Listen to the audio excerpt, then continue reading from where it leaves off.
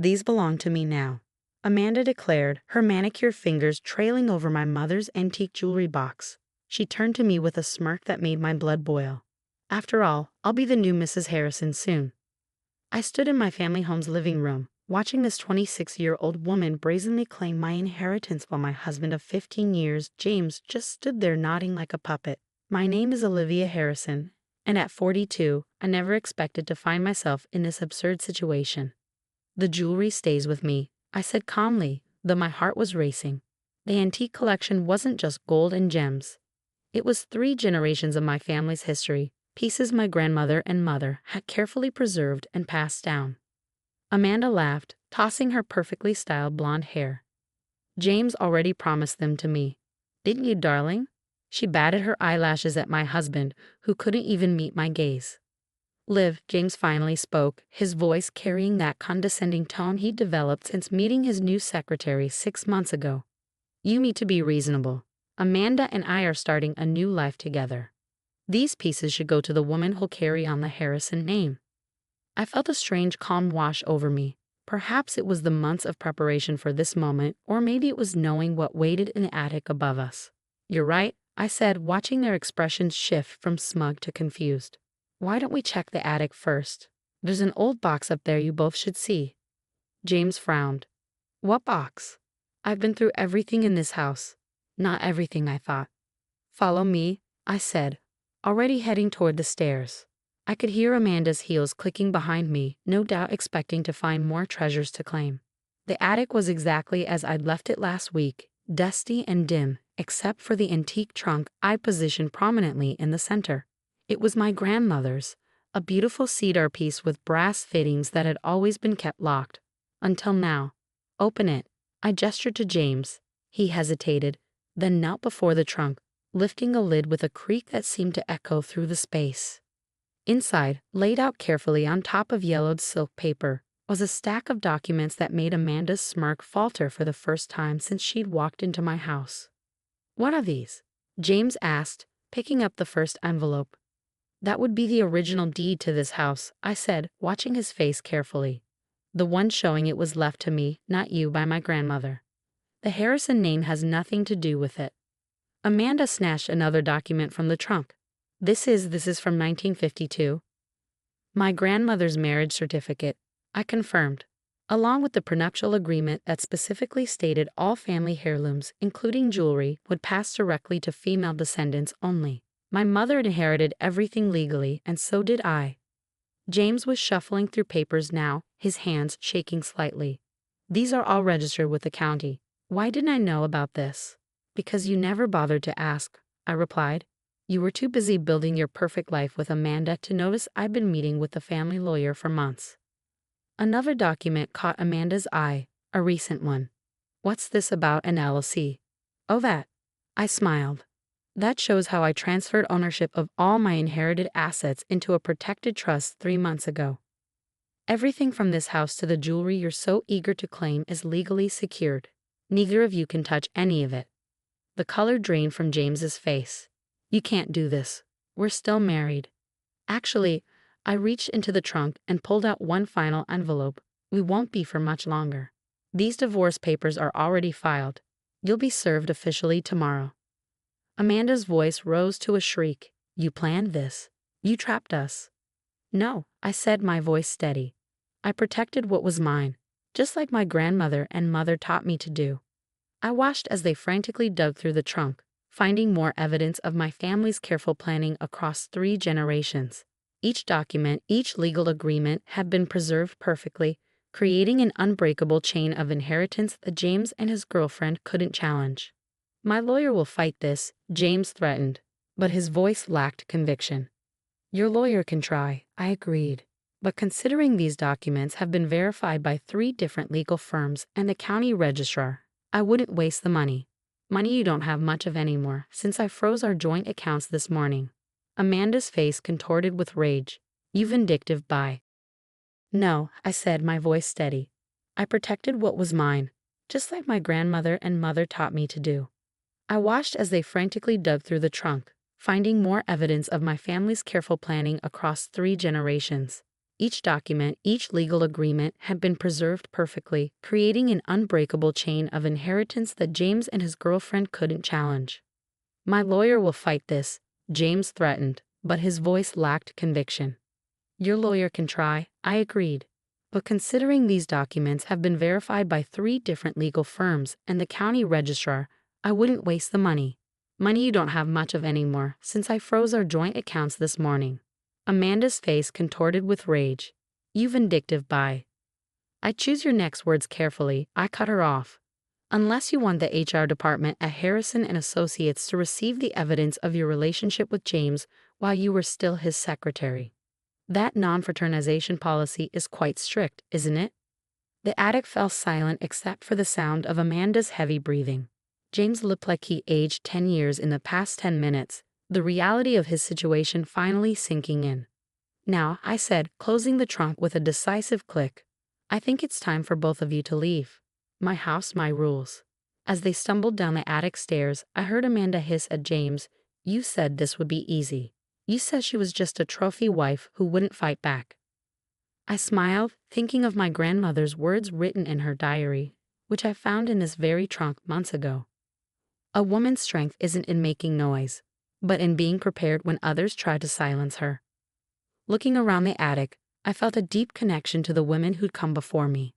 They'd known someday another woman in our family might need protection, might need to fight for what was rightfully hers. They prepared everything, preserved every document, created every legal safeguard possible. The jewelry box downstairs wasn't just a collection of precious stones and metals. It was a symbol of their foresight, their strength, and now, my victory. James and Amanda could plot and scheme all they wanted, but they'd never understand the power of a legacy protected by generations of careful planning. I heard the front door slam, followed by the sound of James's car starting up. Phase 1 was complete. Now it was time to show them exactly what else that antique box in the attic held. Secrets that would make today's revelations look like child's play. The next morning, I sat in my study surrounded by the contents of another hidden compartment I discovered in the antique trunk. My grandmother had been more clever than anyone realized. There was a false bottom containing documents that even I hadn't known about until last night. My phone buzzed incessantly with messages from James and his family. His mother, Eleanor, was particularly vocal. "How dare you embarrass our family like this? James told me everything about your vindictive behavior. We'll see you in court." I smiled, spreading out the yellowed papers before me. If Eleanor only knew what I discovered about her own family's past, she might think twice about threats. A knock at the door interrupted my thoughts. It was Marcus, my family's longtime accountant, who'd worked with both my mother and grandmother. "I came as soon as I got your message," he said, settling into the chair across from me. "Are these the documents you mentioned?" I handed him the first set of papers. His eyes widened as he read. This changes everything," he muttered, reaching for his reading glasses. "Does James know about this?" "Not yet," I replied, "but he will soon."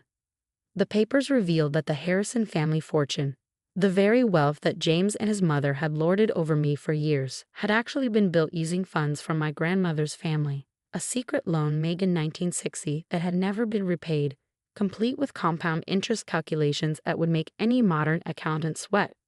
According to these records, Marcus said, your grandmother's family essentially saved the Harrison business from bankruptcy. They never transferred ownership of the original investment, just allowed the Harrisons to manage it. And now, with accumulated interest and the original terms of the agreement, your family technically owns controlling interest in Harrison and Associates. James' grandfather never legally transferred the shares back. I leaned back in my chair, letting the implications sink in. No wonder my grandmother had kept these documents hidden. She'd been protecting both families from a truth that could destroy everything. Just then, my phone buzzed again. This time it was Amanda. "James is devastated.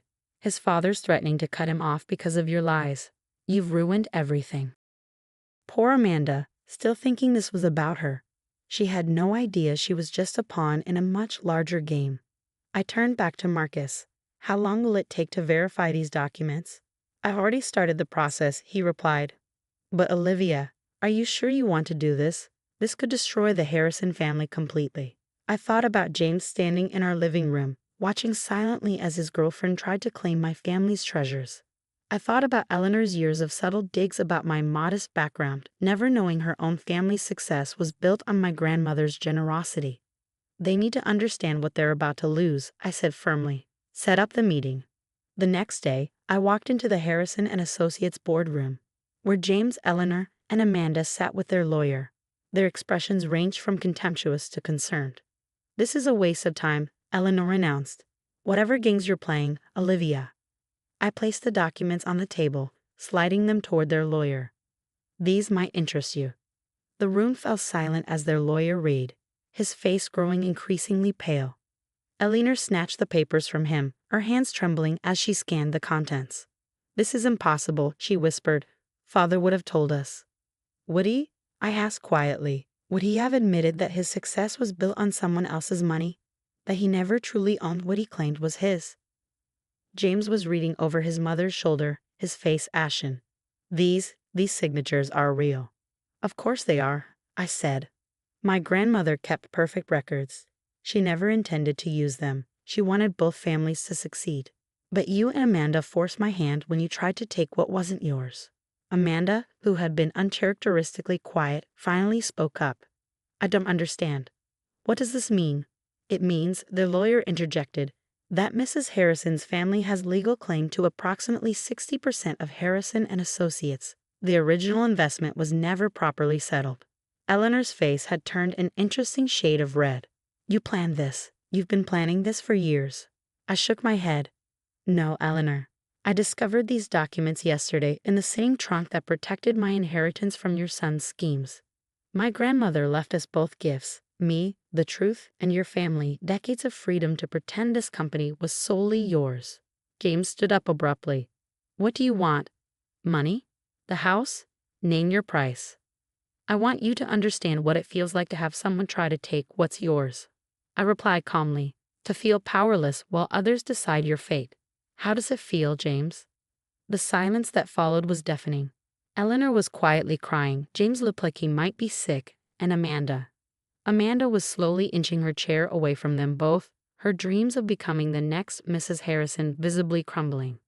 "You have 24 hours to decide," I said, standing up. "Either we negotiate terms that protect both families' interests, or I'll proceed with a full legal claim. Your choice." As I walked out of the boardroom, I heard Amanda's voice. James, maybe we should take a break." I smiled. Phase 2 was complete. The antique box in my attic hadn't just protected my inheritance, it had revealed a truth that would force the Harrisons to face their own lies. And there was still one more secret to reveal. The final document from my grandmother's trunk sat unopened on my desk. The envelope was marked to be opened only when all else fails. After yesterday's boardroom revelation, I knew it was time. My hands trembled slightly as I broke the seal. Inside was a letter and a single photograph that made my heart stop. It showed my grandmother standing beside James' grandfather, William Harrison, both young and smiling. They were holding hands. The letter began, "My dearest Olivia, if you're reading this, the Harrison family has forced your hand. There's one final truth they need to face." A knock at my door interrupted my reading. It was Eleanor, looking decades older than she had yesterday. "May I come in?" she asked, her usual imperious tone replaced by something almost humble. I gestured to the chair across from me. She sat, her eyes fixed on the photograph in my hands. "Where did you get that?" she whispered. "It was in my grandmother's trunk, along with this letter." I held up the pages. "Would you like to know what it says?" Eleanor's hands clutched her designer handbag so tightly her knuckles turned white.